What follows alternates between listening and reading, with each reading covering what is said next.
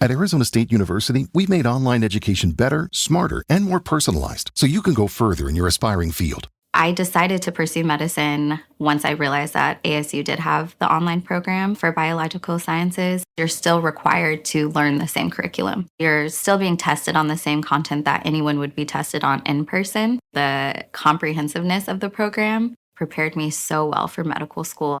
Explore over 350 plus programs at asuonline.asu.edu.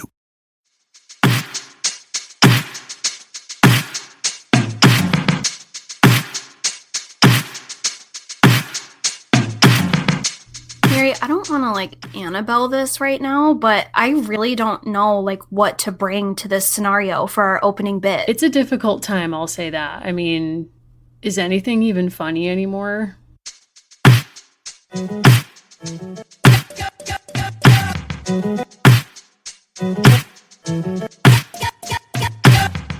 Welcome, everyone, to the American Girls podcast. This is the podcast where we're reliving the American Girls series book by book. I'm Mary. I'm still Allison. And we're here for book 5 of Addy. We're here for Addy Saves the Day. We could use an Addy right about now. We could use an army of Addies right about now. How are you? How are you in these tense times? You know, I'm working from home. I'm very grateful for that. I'm very glad that I'm still able to work. And, you know, the days kind of slip into each other. I feel like the sort of entity saving my day is the 90 Day Fiancé franchise because I watch about 4 hours of it every night before I go to sleep at 1 or 2 a.m. So thank you. That's a real commitment. Thank you to that community. Thank you. I saw something so disturbing last night, a spoiler, because before the 90 Day was on aired last night. I'll probably be watching it tonight. And I saw something about Addy that transpired with Addy and his fiance. Oh, no. Basically, they hooked up and I just screamed. No context, just screamed. You see something on Twitter sometimes and you're like, I just can't. Why?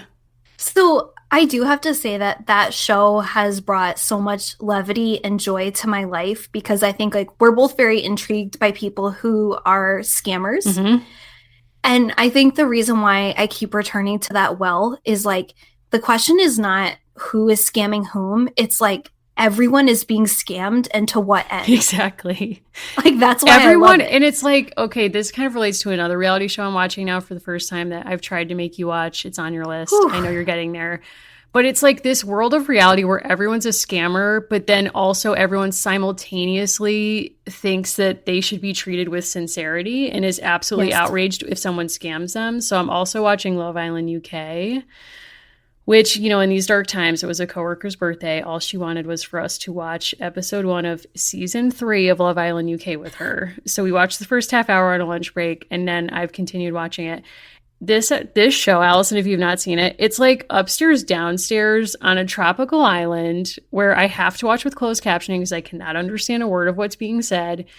But everyone is simultaneously saying things never have I ever been in a fivesome. And people are like, yep, that was me. But then simultaneously they're like, oh my God, I can't believe you'd asked me if I kissed her yet. That's so personal. Oh my God, I'm so betrayed by you. How dare you ask me such a personal question? It's what is happening here? I love that. It's a lot. I'm deeply concerned everyone's going to get skin cancer. So I'm just... trying to do that. There's a cast member who was in a boy band that I've never heard of, which is no shade because there was so many during its peak. But he keeps trying to make it a thing where he's like, yeah, don't tell anybody, but I used to be in Blazing Squad. And people are like, cut to testimonial. People are like, huh? They just have no idea. Trying. They're like, we're trying. Yeah, but before the 90 day, it's it's so dark, but it's so compelling. In the same way that X-Files tagline was, I want to believe. It's that's also everyone on this show. They're like, I want to believe. I want this to be true. And I think it brings up bigger questions of what can you actually manifest in your life? Oof. I also think you had no idea how spot on you were when we talked about Kirsten communicating through notes only. A staggering number of participants in this universe can only communicate over translator app. And I'm like, okay, well, that's obviously an asset, an aspect of the human experience that we just weren't familiar with. It's a shock to me every single time I see these couples doing this, where I'm literally last season, a couple had to use the app during their wedding ceremony. Yes. Yes. Like, he could not understand his vows. He can't have basic conversation with her. Like, Yeah. I just can't. There's so many scenarios running through my head where I'm like, what do you mean you can't speak to her? Like 100 years ago, and this is wrong. Like, I will say, like, this is obviously wrong. Part of the conversation around women's suffrage was women took on their husbands' sort of not immigration status, but like citizenship status, right? And a famous example of this was Consuelo Vanderbilt, who married a duke, and then she no longer had the rights of an American citizen, and she was rich enough to be able to fight that. It's like, that's not right. Right. But I think like some semblance of like cultural melding or just like some shared lexicon is useful. I mean, it's like, shout out to the Cable Act of 1924 question. I think the year is correct. Yes. But it's also like, you're right. People shouldn't have to surrender their American status. People entering our country should not have to surrender the facets of their culture. But surely there's a middle ground that is not, I rely on Google Translate to get through my own wedding ceremony. No. Also, the plotline on Before the 90 Day, this season of Lisa and her boyfriend, who is an emerging rapper who goes by the name Soulja Boy. Yes, he does. His handle is so bothersome to me because it's like, of any rapper that you were going to kind of play on, like Soulja Boy, that's the one you pick? No, I mean, I'm sure he's familiar on some levels about like histories of conflicts and genocide, of course.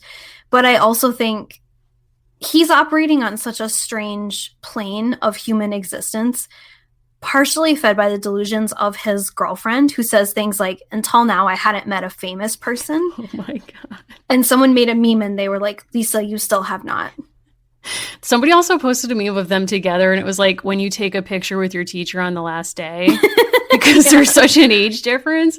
And it's like, she's not even nice. Like, she's not even kind to him. Never mind that there's such a difference between them in worlds, and like, she has no idea what his world is like. She's actively mean to him and hostile. And were we not in the midst of a global pandemic, I would be calling the UN to see what could be done on his behalf. But it's like, man, a green card's not worth this. It's really not. I think he's going to shock us all. And on the last episode in Testimonial, like, you know how they make them talk in present tense the whole time? Yes. In his last moments, or like on the reunion show when he's there inevitably by webcam, because these people are never getting married. They're never actually going to be together. Nope.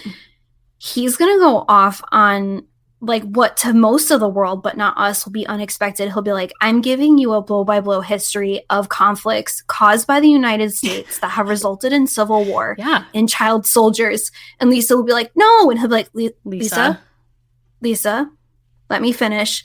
And they're going to start to try to like play the single that he wrote on top, I'll Be There For You. And he's like, that's actually about the U.S. intervening needlessly in like recently formed African nation politics. And he's like, it's been here the whole time. Yes. And then the Rembrandts enter the scene and they're like, actually, I'll Be There For You, the Friends theme song, was commenting on similar issues, but no one picked up on it.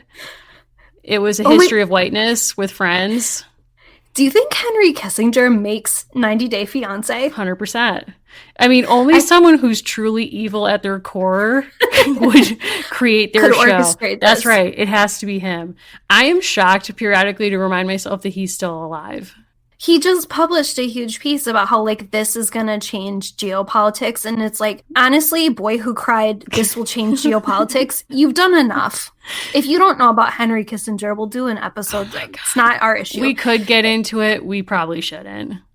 No, we were going to talk about the Madam C.J. Walker show on Netflix, Self-Made, please, which I think is actually a very helpful entree into Addy Book 5. Number one, there's a character named Addy in the show. Correct. Number two, like Madam C.J. Walker is kind of like if we had Addy 30 years later, like you could see a lot of overlap in terms of like their trajectory. Like Madam C.J. Walker comes of age like just past the end of slavery and is able to become the first like fully self-made female millionaire. Sorry, Kylie. While working in the beauty industry. But what's important, I think, is like they're still facing a lot of the same issues. Like people are really not taking her seriously. She's still not able to open a lot of doors, and she's trying to kind of like find a way for herself. So I think there is a lot of connection. Yeah, and I look forward to hearing more of those because you're ahead of me. I think you've completed the series, and I've seen 3 episodes so far. So, I mean, I left off with the episode where she negotiates a meeting with Booker T. Washington, and that was also very fraught. So we'll get into that, presumably. When we used to do, like when we dabbled in teaching, I'll say dabbled for me, I used to call them lap textbook essays, where I felt like someone sat with a textbook on their lap and looked at like every 5th sentence and then strung together a weekly essay. Mm-hmm. And there's elements of Self-Made that feel like that. Mm-hmm. Like someone had a basic textbook on like African American history from late 1800s through the 1930s. Where I think the series is really spectacular is I think when they got to Harlem, whoever made this got really interested and was like, okay, this is going to be like the real shining part of the show, and read entire books on it. Because that part is so dynamic. It's so interesting, and it's a lot deeper than kind of the earlier episodes. Yeah, the Booker T sequences feel like ripped from a textbook where it's like, here's bullet points on things that he believed. Yeah, and there was a great piece, I will say this, right around the time this series launched, the National Museum of African American History and Culture released a great history of the hot comb and of certain kinds of makeup and hair product to coincide with the history of Madam C.J. Walker. Oh, cool. She first made money through different kind of product that would make hair grow. And then she specifically opened salons for African American women. And she didn't invent the hot comb, but she did kind of pioneer all these new and better ways to use it. So very interesting. Well, yeah, we'll have to. I know I haven't seen the Harlem episodes yet, but I know you said there's some excellent counterpoints for things we see in this book. So maybe we should just dive right in. Are you ready for Addy Saves the Day? I've never been more ready. Yeah. Let's do it. This episode is brought to you by Podcorn. Podcorn is a marketplace connecting podcasters to advertisers for native podcast sponsorships. What does that actually mean? Well, for our purposes, it means that we don't have to run ads on our show for products and services we don't believe in. We take this community really seriously, so we've in an ongoing way been trying to match with products that actually meet our mission and our values and are things that we're proud to support. So Podcorn has been a really wonderful service where we've been able to log on to their site and find a bunch of advertisers who want to work with us that we're excited to work with as well. If you're a creator and you're looking for brands that you might want to work with, Podcorn is a great option. They have a marketplace mission to give podcasters transparency, creative freedom, and control, and you never give up exclusive rights to your podcast. Click the link in our show notes to learn how to sign up and to learn more about Podcorn. That's right. So just head over to podcorn.com and get started today.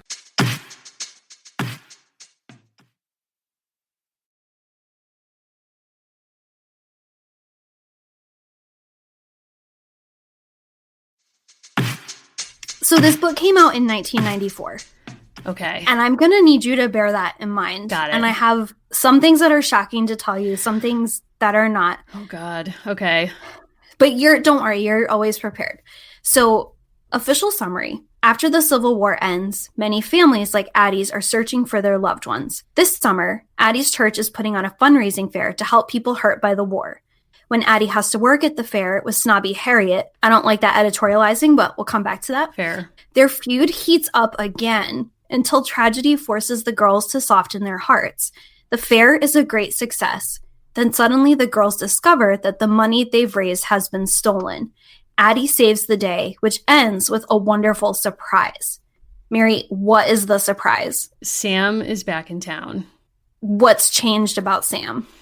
He's lost an arm in the war. He's lost an arm. Addy and Harriet basically reconcile at this fair because Harriet finds out that one of her family members, her uncle, who's been serving in the Union Army, has died. Mm-hmm.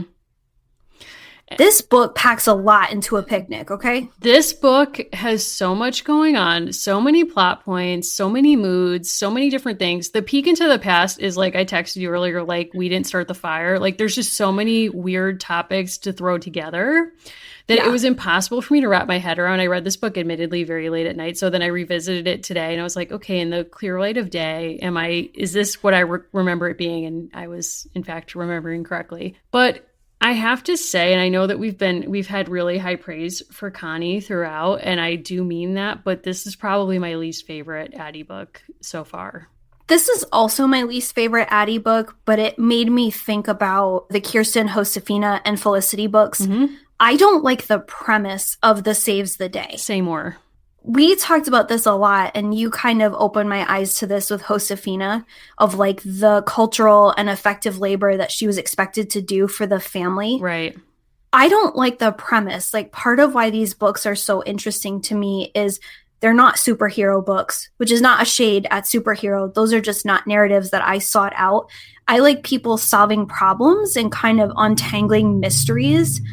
These books always feel so contrived to me because I'm just waiting for the crisis, and I'm waiting for a 9 or 10-year-old to be successful in solving like either a huge problem or a problem that's so trivial.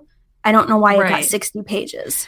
I'm totally with you. And it seems like I am totally fine with the premise of children's books where children solve problems, but I prefer it to be problems that they've identified as needing solving and solve, as you say, in kind of like childlike ways. Like Harriet the Spy to me is really interesting because it's however old she is, 9, 10-year-old, I forget her exact age. But I mean, part of the joy of that book is it's from her perspective and her just sort of like cooking the books and kind of dreaming up problems that then she inserts herself into and sometimes makes worse before she makes better. And I love her asides about her parents where she's like, wow, like marriage is weird. I never want to do that. And it's like all of this just stuff that's just interesting. Whereas with Addy, it's like you're saying there's so much of emotional labor for the family that comes through in this book that I find really troublesome, and it took me out of it. It took me back to Josefina times and Kirsten and so on. Like, just to get into it, like when we start the book, we're with Addy and her parents in a garden patch, in basically a community garden that they've rented a plot in to raise vegetables, to sell, to fund the dad going back to the plantation where they lived to explore what happened to Esther and Sam and reunite the family. So from the jump, we have a theme of reunion that I think we'll have to keep returning to throughout the book, is like, it's really high stakes. And Addy is very invested in this garden. And, you know, immediately, like on page 10, Harriet appears from nowhere and bullies her and says, well, if it isn't the little plantation girl. And it's like, first of all, where was she? Like, where did she come from? Because this is described as being a mile from their boarding house. I don't believe Harriet, if she's that rich, would be living in a place with a community garden plot. Like, I think she's probably living in another part of town. So she just appears, says something truly venomous, like casts aspersions on Sam's character and is like, oh yeah, your brother Sam, who probably never served in the army, not unlike my uncle, who's like killing it. Killing others, probably earning awards. He's going to come home. We're going to throw this huge party for him. And your brother is like, ? Like, this is beyond cruel. Like, to enter the scene and call her a plantation girl, and also to say like, your brother didn't serve and who knows where he is, and my uncle's amazing. Like, to me, that sort of took me out of it because it was like Harriet became a caricature in that moment for me. It was like so not real. But then after that, so there's this, as you mentioned in the recap, fair to raise money for a lot of relief organizations to reunite Black families after the war, and they want to contribute to this with a coalition of churches contributing. And Harriet shows up and has her own ideas of how the children should raise money, which is her idea is a magic show. Some other kid is like pie eating contest, and Addy throws out spool puppets ? We'll return to that in a minute. I'm not fully sure I understand what that is still, but Addy's idea gets chosen, and she's kind of peacocking afterwards to her parents, like, ooh, like my idea got picked, like that'll show Harriet. And her parents immediately shame her for this in ways that like also took me out of it. So just to get to that. Scene. This is on 29. Starts on 29. Papa says, "You're disappointing me with that boastful pride, Addy. The fair isn't a contest." And then we get this narration on 30. Quote, "Addy felt a warm flush of shame spread over her face."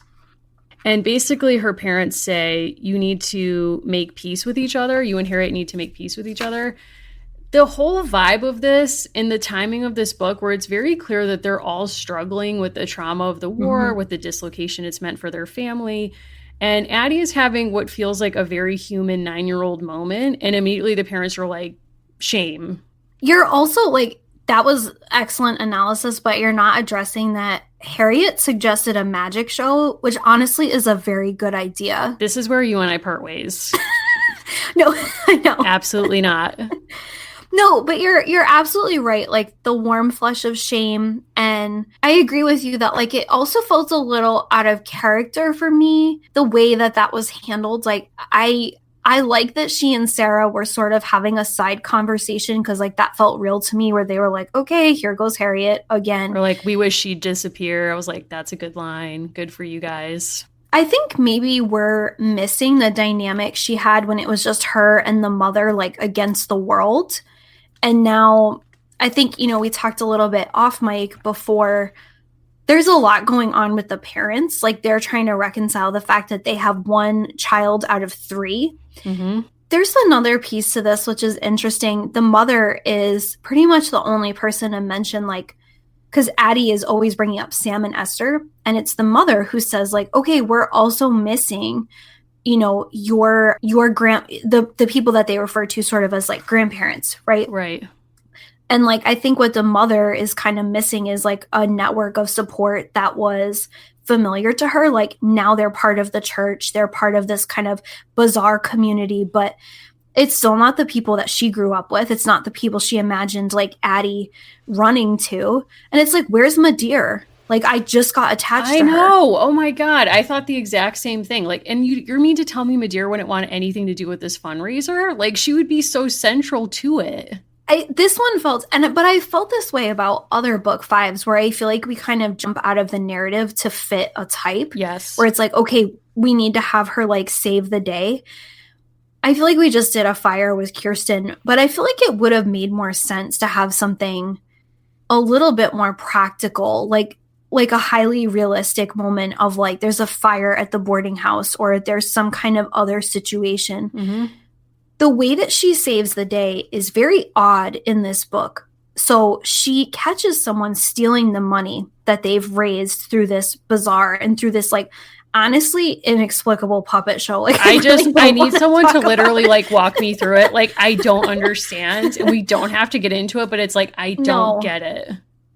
I didn't understand it either, but also like I have like a weird relationship with puppets. Like I both love them. Sorry, what? What does that mean? I think puppets are fascinating. I think they can be really cool, but these are not puppets. Like they're marionettes made out of like. Don't you think spools. Frank Oz would have watched this and been like, "This is not my craft"? Like if someone was like, "Hey, person who's made Miss Piggy famous and Kermit, like your thoughts on this spool puppet show," and he's like, "Mm-mm." I don't want to flex too hard, but our institution of our doctoral programs does have the premier puppetry program in the United States. So, not a huge deal. You got to pull some strings to get in. That's common.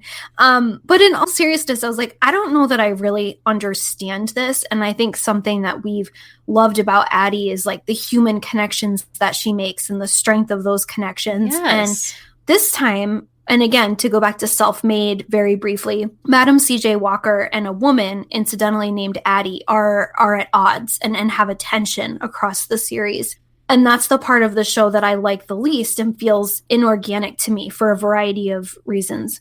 And in this book, I felt the same way, where Harriet and Addy's tension, it doesn't feel as interesting to me as her and Sarah's friendship.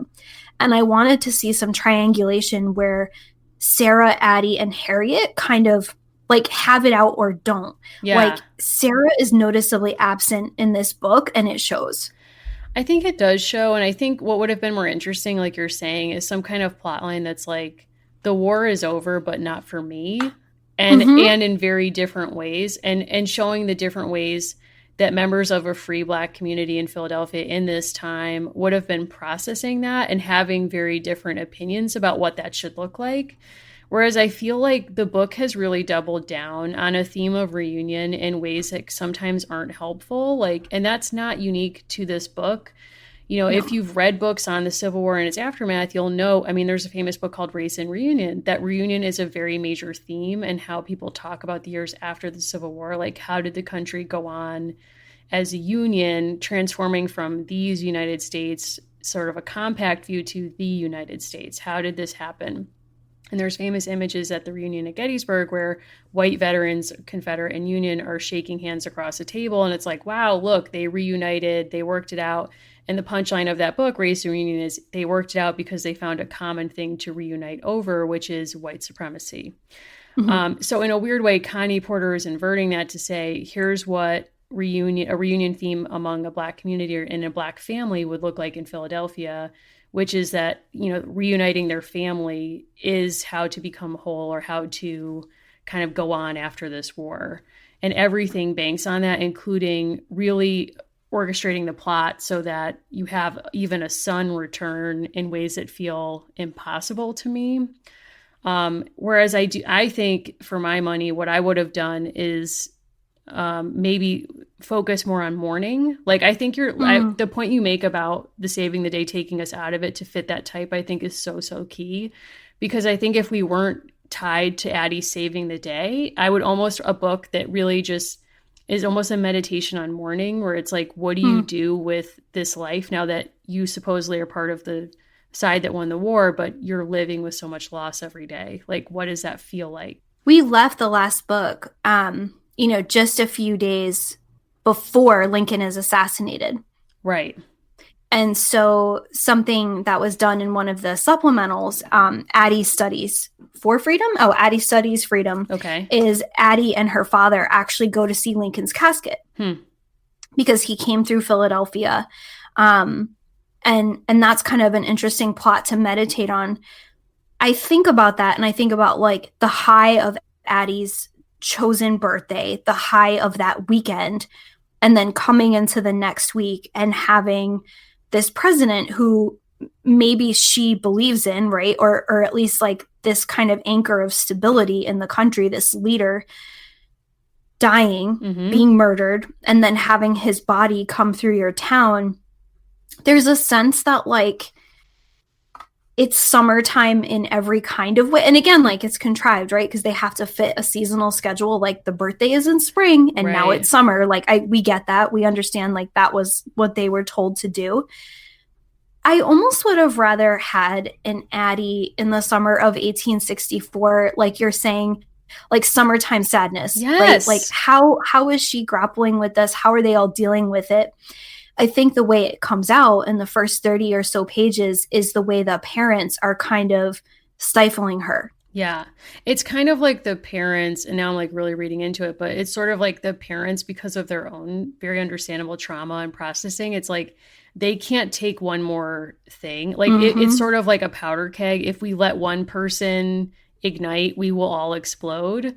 So it's sort of like, Addy, we can't address this right now, or none of us can really go there. There's a point in the book when Addy's mother says, of course I think about Esther and Sam every day. And she has a cry in her voice. And then she shuts herself down. I'm not going to let myself go there. Whereas I think a summertime sadness book would allow us to kind of see the realities of life for this community in a way that I think would stand outside the other books we've read so far, and should on purpose, because the situation is so singular.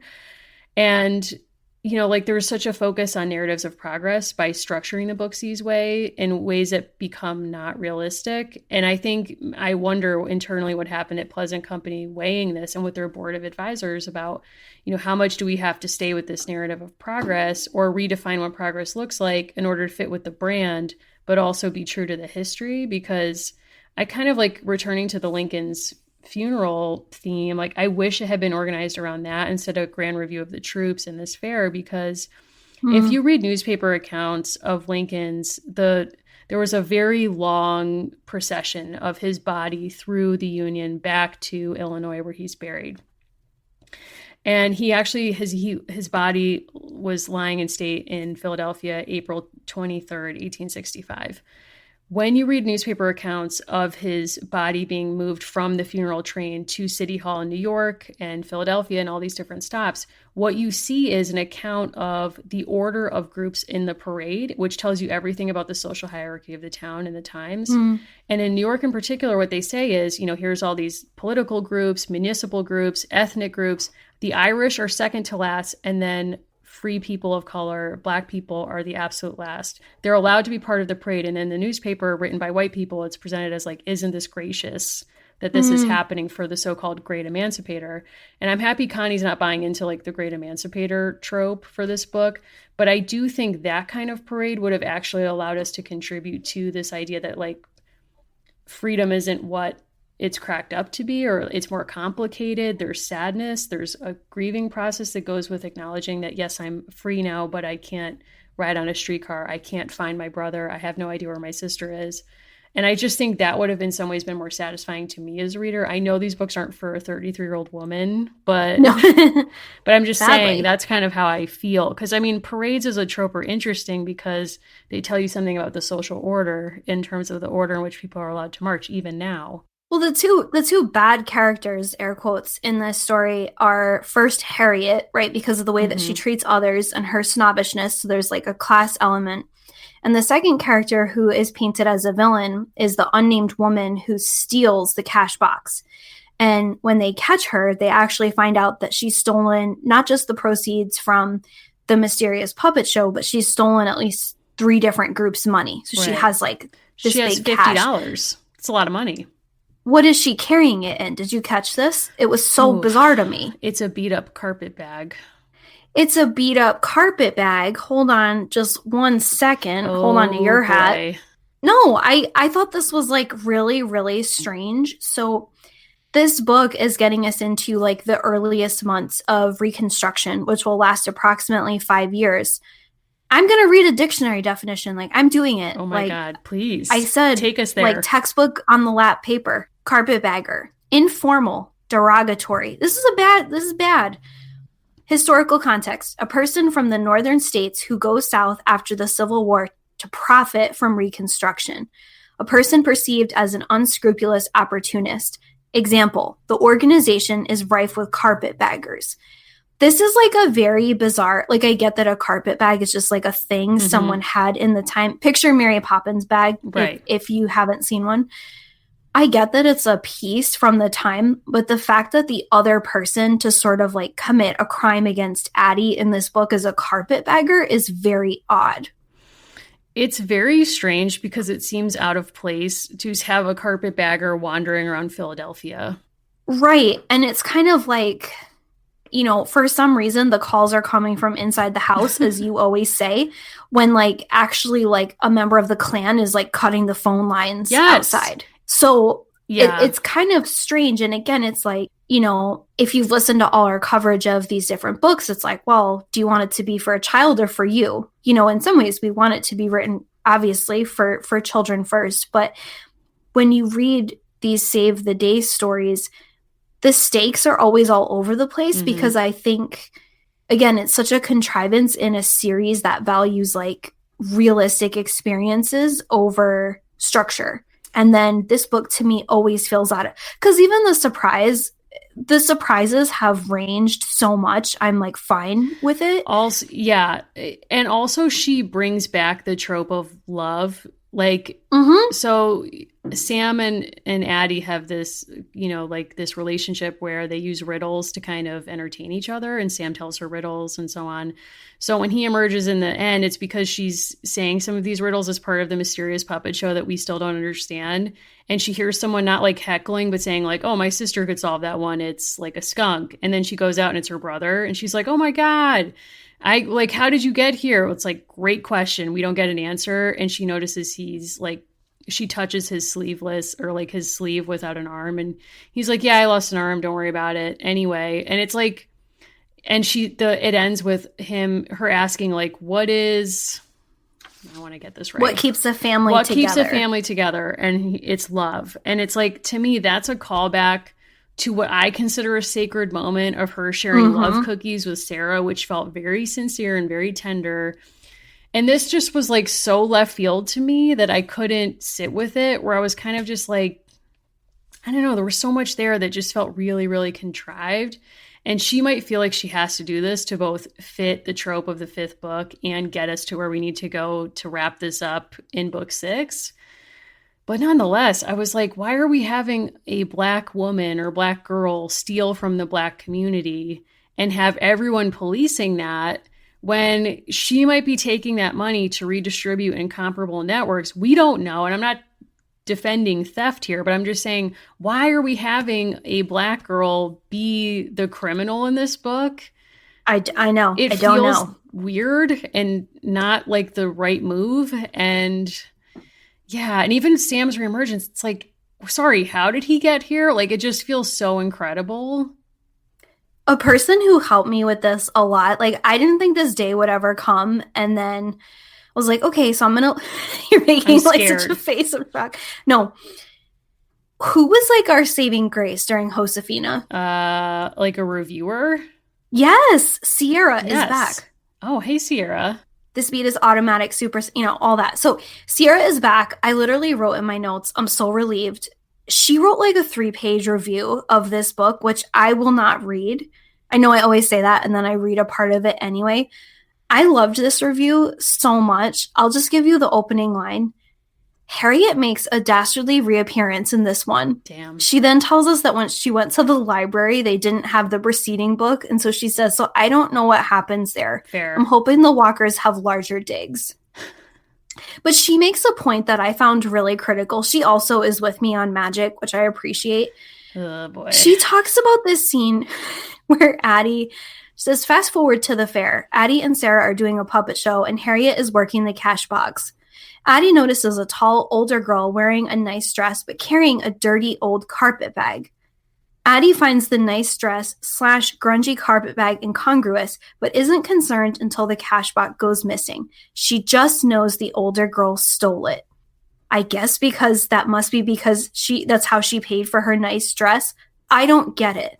Me either. Me neither. Same, Sierra. It's like, listen, we're supposed to believe that Addy has the inductive powers of Jessica Fletcher, who also in an episode identified a murderer who was wearing a shabby suit because she noticed he was wearing a rare, expensive pocket watch.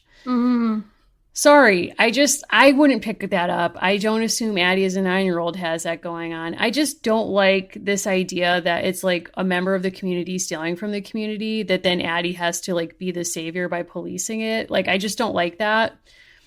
I don't know. There's just too much going on in this book that by the end of it, you're almost sort of exhausted and you're like, I guess Sam is back, ? And like, it's just too much. And also I'm mad that they made it so that Harriet's uncle had to die to create a situation in which Harriet and Addy would reunite as friends.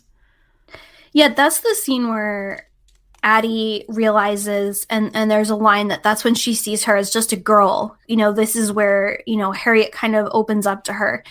And I think, again, like, we have been very much, we've been very laudatory of this whole series because we've really liked it. That scene was odd because it kind of reinforces a thing of, like, how much you should have to be vulnerable for other people to care about you. 100%. And it was sort of like Harriet has this moment of real trauma. I'm going to say this, like, where is Harriet's family ever? Like, she probably has her own issues. Like, she has to have people over for ice cream because, like, maybe her mom isn't doing it. I don't know. Maybe she's I don't know lactose if she gets love intolerant. cookies. Like, we don't know. But like, but it divides them. That was kind of jarring. It was jarring, and it kind of gets back to that scene with the shame with Addy that also was jarring for me. And I think something that, like, in terms of thinking about these books as things that can teach friendship to girls and, let's say, women readers of a certain age, us. So I was returning to what Allison Merrick was saying to us in our Josefina episode with her about grief. And then also I went and read that Brene Brown book, The Gift of Imperfection, that she mentioned on that episode. And something that both of them talk about, Brene Brown and Allison Merrick, is that a kind of a way that you can show compassion for someone is to set a boundary with them. And I think that what would have been appropriate here as a lesson, and also works plot-wise, is to say, hey, listen, Addy and Harriet don't get along, and that's actually totally okay.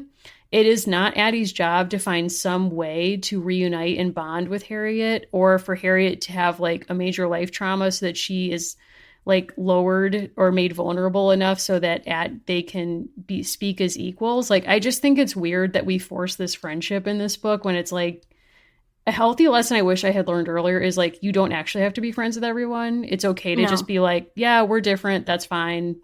You go over there. I'll stay over here. Great. I think that's also very much like the culture of stories about girls in that period, though. Like, you think about, and obviously the stakes are very different, but you think about Babysitter's Club. I was just going to say I remember watching the movies or reading different things and being like, these people do not all need to be friends. Like, you can be in a group of friends and be like, you know what? I like this cluster of people a little bit differently than I like this cluster of people this week. But also at the Babysitter's Club, I don't recall anyone not making the cut. Like, surely as in a business, not everyone's getting hired who applies. And yet it's like everyone, they're like, we need to let everybody in. They're like, we're creating this whole tier of junior babysitters, like, just to make this all work. So true. And it's like, not everyone needs to be friends. It's okay. Like, find your group, stay with, like-minded people, or not like-minded people, but people who are good friends to you. Like, Sarah is a solid friend. Like, yeah, she is. We didn't need this whole, like, we lost out on Sarah in book 5 to facilitate this entire plot with Harriet that we didn't really need. No, and I think there might have been pressure to kind of like bring Harriet back or kind of like resolve certain elements about her story. I do think something that the book gets absolutely right is throughout this whole story, and you see it manifest with the parents, you see the way they're spending their one day off, like working relentlessly in this garden together. Thinking of books like Uplifting the Race and other stories that are about kind of like improvement circles in this time. There is so much tremendous pressure that Addy and her family feel, which is very much historically accurate, of like, even the very little that they have, they need to do so much for others. Like, they need to continue that. They need to give that back. And Reverend Drake in the AME church says, that God will help people who help themselves. He's saying that. And he's also saying, like, to me, that's a collective view of like, this is about group uplift. Yes. So even though there's tension with someone like a Harriet, who is sort of more probably like accommodationist and sort of like the best face that this race can put forward is a rich person, right? Like a person who is achieving and like has military background. The pressure, I think, that the parents feel like leaks out onto Addy in a way that, like, now that they've been together a minute, is stronger. I think that's true. Yeah, I think that's true. That took us a lot of places, but, like, I do just keep thinking about it because in Self-Made, Madam C.J. Walker tries to get an endorsement from Booker T. Washington and his wife. And the reason she wants this is he is one of the most powerful voices who is traveling and is also connected, frankly, to white wealth. Like, he has all these different connections, and he basically says, like, makeup is frivolous, or like, this is not important. Like, this isn't what you should be focusing on. But the language of his time and the culture that Addy is growing up in is that that's not what's going to uplift the race. And you see manifest in everything happening in this book that it's about uplift, the famous quotation, lifting as we climb. Like, Addy's family is so in that pressure cooker. And when it was just her and her mother and the war was so uncertain, like you said, there was a tenderness there. Now there's what people imagine to be a moment, right? Like, reconstruction is happening. Like, this is it. People have to really take it on. And I think that's why the saves the day paradigm is just so weird. Yeah, and I think it also adds pressure that Addy is the first Black American girl ever, but also the first that we're reading, because it does also bring out the tension to be exceptional broadly as a Black girl. Like, you see this on Twitter with Black Twitter, and like a lot of activism is like, it's not good enough to just be good enough. You have to be better than everybody else to, air quotes, make it, or, survive in a society that really applauds white supremacism or rewards it, especially in this time. So I think to me, like this idea that she saves the day and like does this exceptional thing, like she's described as running faster than everyone else to chase down this girl who has the carpet bag. They're like, you're faster than everyone. Like you like excelled in doing this. Like only you could do this. It adds more pressure. So it's like you have the pressure to uplift and to help in these networks you find yourselves in your community, but also you have this pressure to be as an individual, like exceptional. And it just feels like a lot. And I know we're reading a lot into it, but I do think kind of like where there's smoke, there's fire with that, with these ideas. Like, I think it struck both of us reading it. And it just, I don't know, it just felt like a whole lot of pressure. I don't know what kind of relationship Connie Porter and Quentin Tarantino have. Hear me out. What? So I don't know what their relationship is. Like, I'll say that. But the basic premise of Pulp Fiction is friends trying to get a suitcase, bag, valise, carpet bag, whatever, back. Okay. They came out in the same time. Wow. I mean, is there a connection? I mean, I'm open to it. I mean, I will say there's considerably less swearing in one of these. Which one? Yeah, fair. Wow. I didn't realize they were the same year. Do you have other points of connection?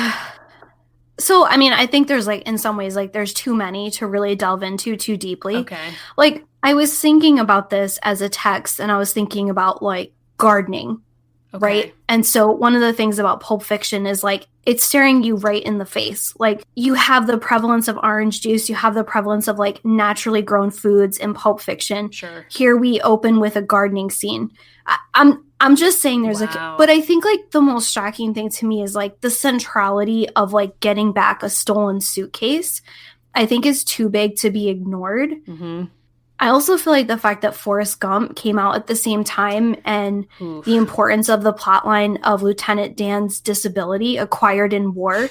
It's the same story. No, I'm saying it's the same story, Mary. Wow. I'm not saying that Addy and her family always have 4:20 on the clock as it is in Pulp Fiction, but I'm not going to not say that. I mean, I haven't seen any of their clocks depicted in the illustrations we've had so far.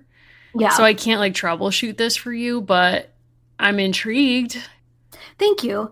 I won't get into this because like this podcast is not, like 2 hours long. Sure. There are fascinating theories about like Tarantino's relationship to history and the way that he has like rewritten the course of human events over the last 160 years in his films.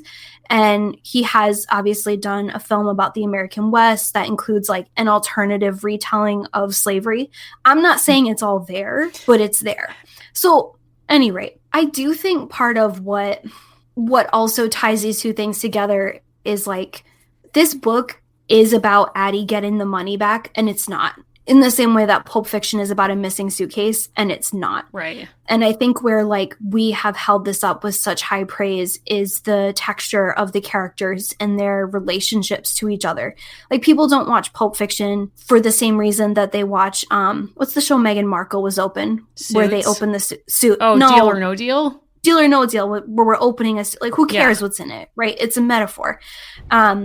At the same time, it's like, okay, she got the money back. I don't know what to do. Well, it's like, what's the point of this? Because to me, it's like, okay, you stole, like, so a black girl took money from an event that was meant to fundraise for black nonprofits.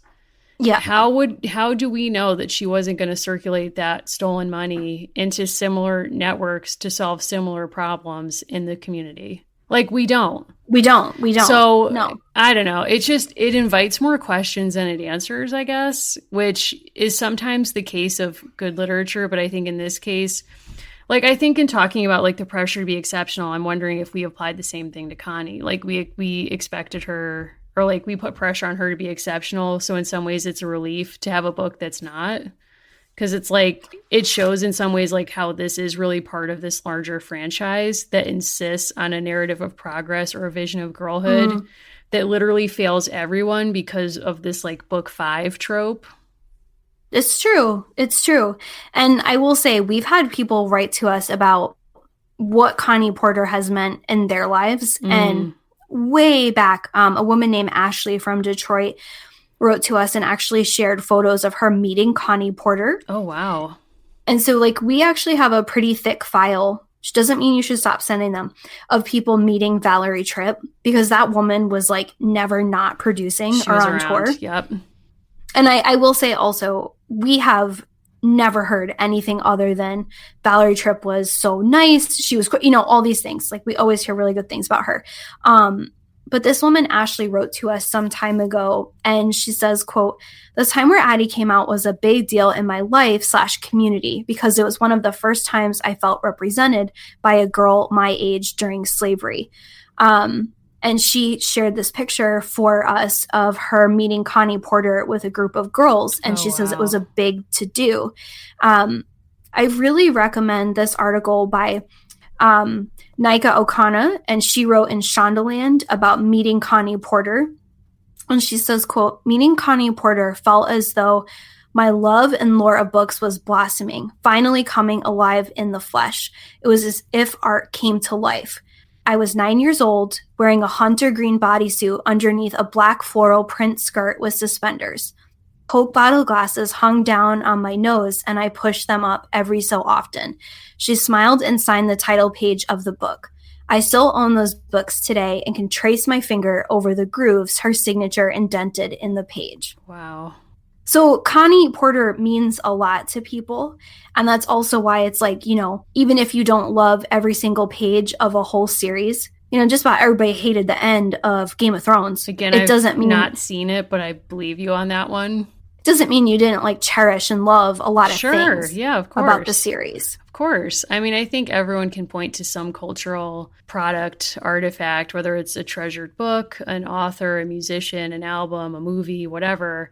And you both deeply love it, but also know that there are parts of it that are not, maybe great, or there is no perfect, work of art or cultural piece. So, but that doesn't really detract from you loving it.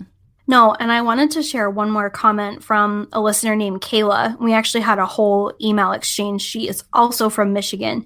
It was so cool. She shared with us some of the work that she does at a historical society in Michigan, and the way that she was inspired by American Girl to go into history, to tell different kinds of stories. And she mentioned that her institution is doing a lot on commemorations of World War II and like really thinking critically about what the home front experience was. And that got me thinking, obviously, about Molly and Victory Gardens. But I also was kind of thinking about comments and some things that Kayla shared with us, because the power of Addy and her family getting to claim a plot of land in the city and being able to grow something and kind of literally bring new things to life. It reminded me of the fact that in their old life, this is kind of an odd continuity. They would have had a small garden plot for themselves that they could tend once a week, and those things would be truly theirs. And I kind of wondered if, in the same way that Victory Gardens were about sacrifice and rallying, these are kind of a sort of victory garden for them. Because they have these like very, very small squares of earth where they're trying to like extract something meaningful. Because for this family, like, the war really isn't over. I agree with you. I think that's a really great point. And in a way, it makes the fact that, so the parents return home after they plant the seeds, and Addy wants to stay and water them. So I think this image of Addy watering the plot of land by herself, it's like she's claiming victory as like the next generation, like truly not born in freedom, but who will get to come of age in freedom and claim that victory in a different way. Yeah, I think that's really powerful. And maybe that's why it hurts so bad when Harriet walks by and says, like, "Oh, you look like you're comfortable in a dirt patch." Right. Yeah. I think there's like a meanness there that's kind of shocking. And again, you do wonder what kind of editorial decision pushed that, or maybe we just didn't get it, right? Yeah, and I think it was shocking too, because the book kind of starts with an exposition recalling the plot so far in the series and kind of like taking you with Addy in her own head, reliving like being in this plot of land and saying to herself at one point, like, this reminds me of slavery, but obviously so much has changed. So she's kind of going on this like, wow, look how far I've come path. So then to have like your enemy, your bully, come and articulate, this trauma that you're reliving in your head, like, oh, you look like you haven't traveled far at all. You look just the same. When in her own head, she was just taking us on this trajectory of like, look how far I've come. That's true. That same listener, she said something really powerful to us. She says, when she was younger, she actually didn't really connect with Addy as much, felt kind of like it was forced on her. And that's something that other people have said. And she says, I now see Addy as emblematic of the ways we can use fiction to tell the realities of racism. And I think maybe one of the layers of that requires a little bit more sitting with is there's a kind of racism that Harriet is also displaying, right? Like Harriet has been trained to think that because her family was always free, she's better. And so in some ways, like I think part of Harriet's struggle, if we want to build empathy for her, is she's been trained to believe that she's better, right? Like she's part of this talented portion of society that's freer. At the same time, like Addy kind of obviously is better at everything than her, and people like her better. So again, it's that perfect collision of like cultural reality and childhood fickleness. She's like, well, wait a minute, I'm supposed to be better. Yeah. And I think something that's interesting to reflect on too is, so the Peek into the Past, as I mentioned, covers 50 topics. Like it's a sprint, and it starts with like, city infrastructure, changing layouts of cities, segregation in the North, playgrounds, swimming, baseball, relaxation, et cetera, et cetera, et cetera. But one of the things they talk about is monuments and this idea that after the war, there was this move to kind of memorialize not just well-known figures, which was a long time practice, but also kind of the experience of so-called like everyday soldiers. But in current, there's a lot of debates about monuments now, obviously, and what's the ideal shape that they should take. And some people are in favor of like living monuments. So not just necessarily like creating statues to veterans, but maybe like putting more money into their health care. So, thinking about policy or how we spend time or money as a monument. And I was kind of reflecting on that, thinking about Addy and her family, that like Addy in a way is a monument, like her life trajectory is kind of a monument to the struggles of her family and everything that's gone on in a way that Harriet's life is not. And kind of like how commemoration would look different for both of their families. It makes you think about how little recognition has been given to, I don't want to say really the Freedmen's Bureau because that has its own politics, but like how little space has been made to think about something like her version of Victory Garden or the way that her family supported. Like you think about not just the financial impact, but the overall cultural impact of a group of people, not just self-liberating, but self-supporting. And, someone just came out and we can link to it. It's a really good study, but a really path-breaking study of how most land grant institutions were not just taken from stolen land from indigenous groups, but also bankrolled by them. Even places like University of Connecticut, it was dividends made off of what they called Indian wars.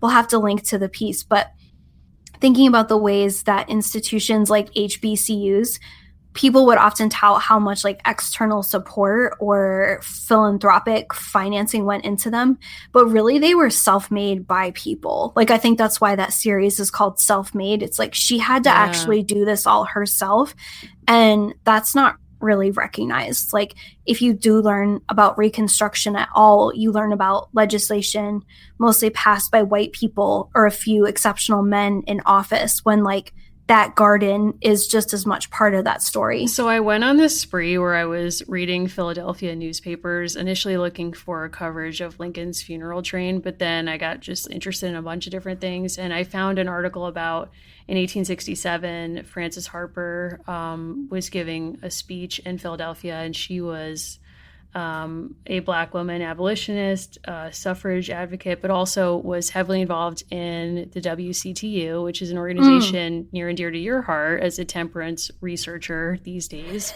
But I wanted to read just the last stanza of a poem she wrote in 1858 called Bury Me in a Free Land. And this actually appears at the Smithsonian's National Museum of African American History and Culture, which I have not been to, but you have. And it simply reads, I ask no monument proud and high to arrest the gaze of the passers-by. All that my yearning spirit craves is bury me not in a land of slaves. And so it kind of gets at this idea before the end of the Civil War about what a monument might look like to Yeah. African Americans and Black culture. And for the speaker of this poem, it's to not be buried, in a place that has slavery. But what does it mean then to make your life a monument? Like, what does it mean then to live in a place that was a land of slavery? Like, at this point, all of the United States had slavery at some point. How do you define freedom in light of that, the trauma of that past? And I think that's kind of what these books are speaking to as well. I wish we could meet Addy at 25. Yeah. What do you think she'd be doing? So if she's born in 1855, be 1880, I think she would be a club woman. I think she would be heavily involved in a lot of different causes. And I think, and again, part of why this book might feel like a slight detour for a variety of reasons, I think Addy is exceptionally good at noticing injustice and rallying people around it.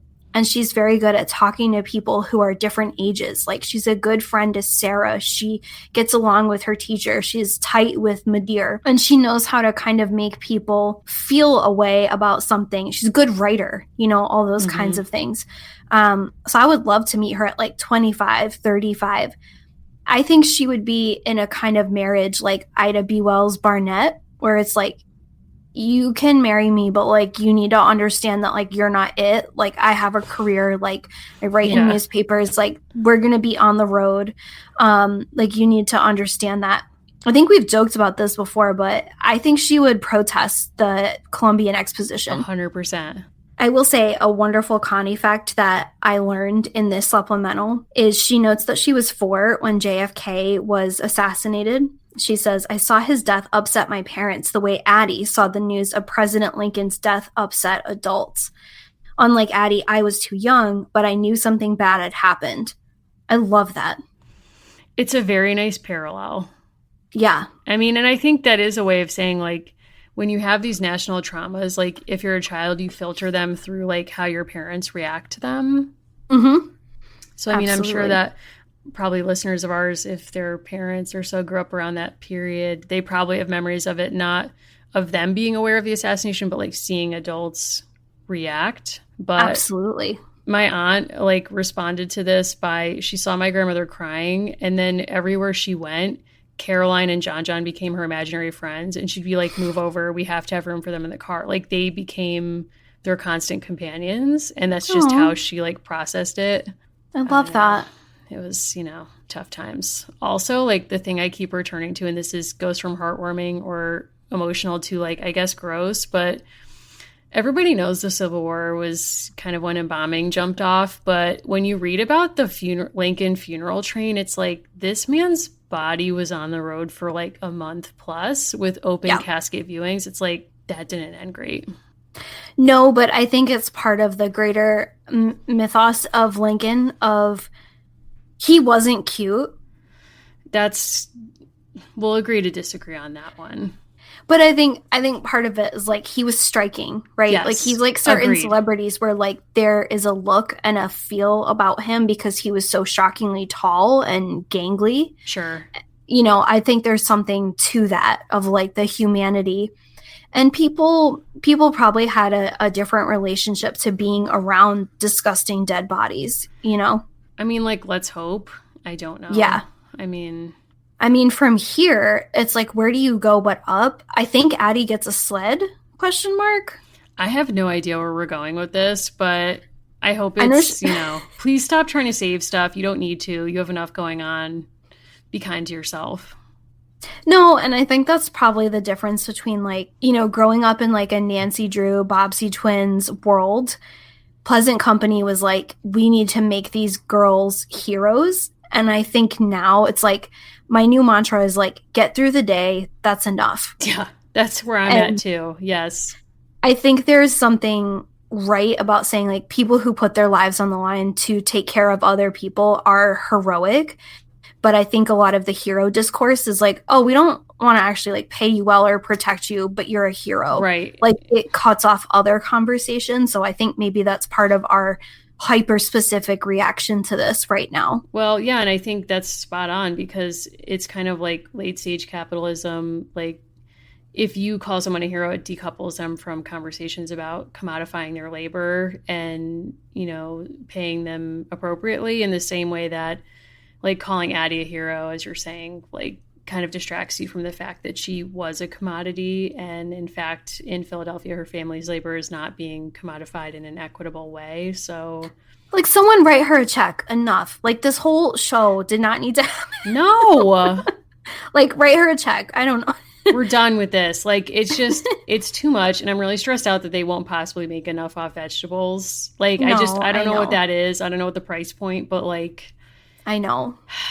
it's stressful. Someone help us. It is stressful. Like, I don't know. Now, by the time this enters the world, we don't know what kind of stage any of us will be in. Sure. But if people want to send you like something uplifting, if they have an Addy question, if they're like, you know what, here's a gardening tip, how should they find you? Well, first, I will tell people how to find me, but I do just want to acknowledge all the people that have reached out to both of us in the last couple of days with very kind messages when it was announced that we're actually writing a book, which we are. We have not talked about, but because we couldn't really, but we're both very excited about this. Yes, and we want to say congratulations to our editor, which is very exciting to say. Yep. Her name is Kat, and her sister reached out. They are both listeners. Kat just had a baby, which is very exciting. Yes. And we also want to say thank you to Lauren, who is our agent, who has been amazing through this process. Exactly. And also to her two dogs, Elvis and Gracie, even though she claims she likes one better. We're going to shout you both out. Hopefully the dogs don't listen. Like, just put earmuffs on the dogs at this time. If you have some noise canceling headphones, please, for the safety of these dogs. We're all going through enough. But if you have Love Island UK hot tips, if you know, and a few of you have reached out with places where I can access Murder, She Wrote, unfortunately, all of them hinge on me having cable, which I don't. But thank you so much. It means the world when if people write to us, we write you back. Sometimes it takes me a minute, but we write everybody back. My Instagram is at Mimi Mahoney. My Twitter is at Mary Mahoney123. And Allison, should people have hot takes on top magicians, I guess, like if there's other fellow magic fans, and, you know, how can they apparate into your inbox? So they can reach me at Allison Horrocks on all the things, and they can reach the show at American Girls Podcast on Instagram. They can tweet at us at A Girls Pod. People especially have some good quarantine hot takes. And then American Girls Podcast at Gmail is another way to reach us. We love when you leave us voicemails. We love when you send us, I love when people send us videos over DM. So those are always welcome. Wow. Powerful stuff. Yes. Yeah, I love hearing from people. It's so fun. So, you know, making this show is a very healthy distraction for us during an otherwise very stressful time. And, you know, so we just do appreciate you guys hanging out with us, spending time with us, you know, and we know it's probably a crazy time for you too. So again, as Allison said, we don't know what state the world will be in when next we appear, but until then, stay safe, be kind to yourself, and we'll see you soon.